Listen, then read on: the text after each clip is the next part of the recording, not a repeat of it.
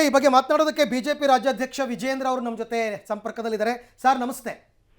ನಮಸ್ತೆ ನಮಸ್ತೆ ಸರ್, ಈಗ ಹೈಕೋರ್ಟ್ನ ಆದೇಶ ತಮ್ಮ ಗಮನಕ್ಕೆ ಬಂದಿದೆ ಅಂತ ನಾನು ಅನ್ಕೋತೀನಿ. ನಿಮ್ಮ ಫಸ್ಟ್ ರಿಯಾಕ್ಷನ್ ಸರ್? ರಾಜ್ಯ ಉಚ್ಚ ನ್ಯಾಯಾಲಯ ಏನು ಸಿ.ಟಿ. ರವಿ ಅವರನ್ನೇನು ಬಂಧಿಸಿದ್ದಾರೆ, ಎಲ್ಲಿದ್ದಾರೆ ಅಲ್ಲೇ ತಕ್ಷಣ ಬಿಡುಗಡೆ ಆದೇಶನ ಮಾಡಿದ್ದಾರೆ. ಈ ಆದೇಶ ಮೇಲ್ನೋಟಕ್ಕೆ ಸ್ಪಷ್ಟವಾಗಿ ಹೇಳ್ತದೆ, ರಾಜ್ಯ ಸರ್ಕಾರ ನಿನ್ನೆ ದಿನ ಪೊಲೀಸರು ಸಿ.ಟಿ. ರವಿ ಅವ್ರನ್ನ ನೋಟಿಸು ಕೊಡದೆ ಅರೆಸ್ಟ್ ಮಾಡಿದ್ರು. ಇದು ಸಂಪೂರ್ಣವಾಗಿ ಕಾನೂನು ಬಾಹಿರ ಅಂತಕ್ಕಂಥದ್ದು ಇವತ್ತು ಹೈಕೋರ್ಟಿನ ಆದೇಶ ನಂತರ ನಮ್ಗೆಲ್ರೂ ಕೂಡ ಗೊತ್ತಾಗ್ತದೆ. ನಾವು ನಿನ್ನೆಯಿಂದನೂ ಕೂಡ ಹೇಳ್ತಾ ಇದ್ವಿ, ಇವತ್ತು ಬೆಳಗ್ಗೆನೂ ಕೂಡ ನಾವು ಹೇಳಿದ್ವಿ, ಪೊಲೀಸರನ್ನ ದುರುಪಯೋಗ ಪಡಿಸ್ಕೊಂಡು ಈ ರಾಜ್ಯ ಸರ್ಕಾರ ದೌರ್ಜನ್ಯ ಮಾಡ್ತಾ ಇದೆ ಜನಪ್ರತಿನಿಧಿಗಳ ಮೇಲೆ. ಜನಪ್ರತಿನಿಧಿಗಳ ಪರಿಸ್ಥಿತಿನೇ ಹೀಗಾದ್ರೆ ಜನಸಾಮಾನ್ಯ ಕಥೆ ಏನು ಅಂತೇಳಿ ನಾವು ಇವತ್ತು ಕೂಡ ಪ್ರಶ್ನೆಯನ್ನ ಮಾಡ್ತಾ ಇದ್ವಿ. ಅದು ಇವತ್ತು ನಮಗೆ ಸಂತೋಷ ಆಗಿದೆ. ರಾಜ್ಯ ಉಚ್ಚ ನ್ಯಾಯಾಲಯ ಇವತ್ತು ಒಳ್ಳೆ ತೀರ್ಪನ್ನ ಕೊಟ್ಟಿರ್ತಕ್ಕಂಥದ್ದು ನಾನು ಸ್ವಾಗತ ಮಾಡ್ತೇನೆ. ಸರ್, ಒಂದು ವಿಷಯ ಸರ್, ಈಗ ಜನಪ್ರತಿನಿಧಿಯೊಬ್ಬರನ್ನ ಸುವರ್ಣಸೌಧಕ್ಕೆ ಬಂದು ಪೊಲೀಸರು ನೋಟಿಸ್ ಕೊಡದೆ ಅರೆಸ್ಟ್ ಮಾಡ್ಕೊಂಡು ಕರ್ಕೊಂಡು ಬಂದಿದ್ದಾರೆ ಅಂತಕ್ಕಂಥದ್ದೇ ಇವತ್ತಿನ ವಾದದ ಹೈಲೈಟ್ ಆಗಿತ್ತು ನಿಮ್ಮ ಪರ ವಕೀಲರದ್ದು. ಕಾನೂನಿಗಿಂತ ಯಾರು ದೊಡ್ಡವರಲ್ಲ. ರಾಜ್ಯದ ಮುಖ್ಯಮಂತ್ರಿ ಇರ್ಲಿ, ಶಾಸಕ ಇರ್ಲಿ, ಜನಸಾಮಾನ್ಯರಿರ್ಲಿ, ಕಾನೂನು ಎಲ್ರಿಗೂ ಕೂಡ ಒಂದೇನೆ. ಇದರಿಂದ ರಾಜ್ಯ ಸರ್ಕಾರ ಇವತ್ತು ಎಚ್ಚೆತ್ಕೋಬೇಕಾಗ್ತದೆ. ಕಾನೂನ ಉಲ್ಲಂಘನೆ ಪದೇ ಪದೇ ಮಾಡ್ತಾ ಇದ್ದಾರೆ. ಈ ಒಂದು ತೀರ್ಪಿನ ಮೂಲಕ ಚೀಮಾರಿ ಹಾಕಿದ್ದಾರೆ ರಾಜ್ಯ ಸರ್ಕಾರಕ್ಕೆ. ಅಂದ್ರೆ ಇದೇನು ದ್ವೇಷದ ರಾಜಕೀಯನ sir? There is no iota of doubt. ರಾಜ್ಯ ಸರ್ಕಾರ, ಈ ಕಾಂಗ್ರೆಸ್ ಸರ್ಕಾರ ದ್ವೇಷದಿಂದ ಅಧಿಕಾರದ ಮದ ಇವತ್ತೇನವ್ರ ನೆತ್ತಿಗೇರಿದೆ. ಆ ದ್ವೇಷದ ರಾಜಕಾರಣದಿಂದ ಇವತ್ತು ನಮ್ಮ ನಾಯಕರನ್ನ ಬಂಧಿಸ್ತಕ್ಕಂತ ಕೆಲಸ ಮಾಡಿದ್ದಾರೆ. ಇದು ಖಂಡಿತ ಎಲ್ಲ ಕಾನೂನು ಎಲ್ಲವನ್ನು ಕೂಡ ಗಾಳಿಗೆ ತೂರಿ. ಯಾಕೆ ನಿನ್ನೆ ದಿನ ಕೇಳ್ತಾ ಇದ್ವಿ ನಾವು, ಸಿ.ಟಿ. ರವಿ ಅವ್ರನ್ನ 500 ಕಿಲೋಮೀಟರ್ ಗಟ್ಟಲೆ ಇಡೀ ರಾತ್ರಿ 11 ಗಂಟೆಯಿಂದ ಬೆಳಗ್ಗೆ 5 ಗಂಟೆ ತನಕ ಸುತ್ತಿಸಿದ್ದಾರೆ. ಇದ್ರಲ್ಲೇ ಗೊತ್ತಾಗ್ತದೆ ಇದರಿಂದ ದೊಡ್ಡ ಷಡ್ಯಂತ್ರ ಇದೆ, ರಾಜಕೀಯ ಷಡ್ಯಂತ್ರ ಇದೆ.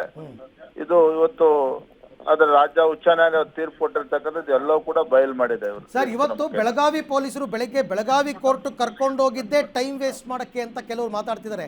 ಯಾಕೆಂದ್ರೆ ಅಲ್ಲಿ ಡಿಸೈಡ್ ಆಗಲ್ಲ ಅಂತ ಎಲ್ರಿಗೂ ಗೊತ್ತಿತ್ತು. ಆದ್ರೂ ಯಾಕೆ ಅಷ್ಟೆಲ್ಲ ಪ್ರಯತ್ನ ಪಟ್ಟರು ಅವರು ಸಮಯವನ್ನ ವ್ಯರ್ಥ ಮಾಡೋದಕ್ಕ ಅಂತ? ಪೊಲೀಸರು ಆಡಳಿತ ಪಕ್ಷದ ಹಿಡಿತದಲ್ಲಿದ್ದಾರೆ. ಆಡಳಿತ ಪಕ್ಷದ ಒತ್ತಾಯಕ್ಕೆ ಮಣಿದು ಅವರು ಕೂಡ ಕಾನೂನು ವಿರುದ್ಧವಾಗಿ ನಡೆದುಕೊಂಡಿದ್ದಾರೆ.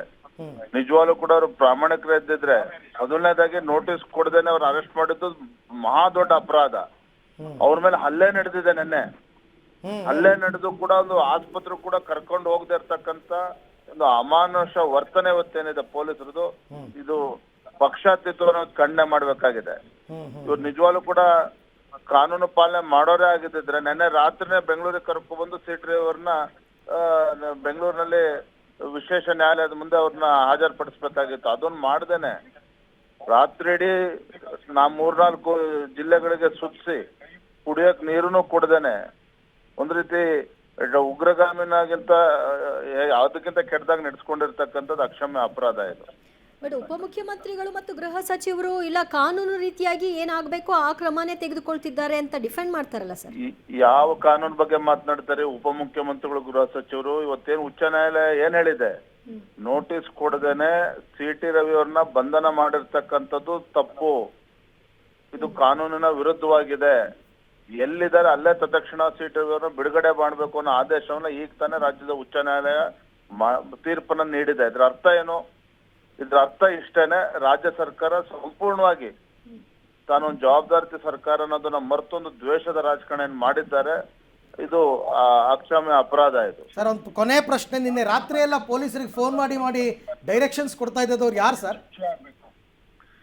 ಇದು ಸಿ.ಟಿ. ರವಿ ಅವ್ರಿಗೂ ಕೂಡ ಮಾಹಿತಿ ಇಲ್ಲ. ಕಾರಣ ಏನಪ್ಪಾ ಅಂತ ಹೇಳಿದ್ರೆ, ಯಾರು ಆ ಸ್ಕಾರ್ಪಿಯೋನಲ್ಲಿ ಸಿ.ಟಿ. ರವಿನ ಕರ್ಕೊಂಡು ಹೋಗ್ತಾ ಇದ್ರು, ಅರ್ಧ ಗಂಟೆಗೂ ಕೂಡ ದೂರವಾಣಿ ಕರೆ ಬರ್ತಾ ಇತ್ತು. ಪೊಲೀಸ್ ಅಧಿಕಾರಿಗಳು ವಾಹನದಿಂದ ಕೆಳಗಿಳಿತಾ ಇದ್ರು.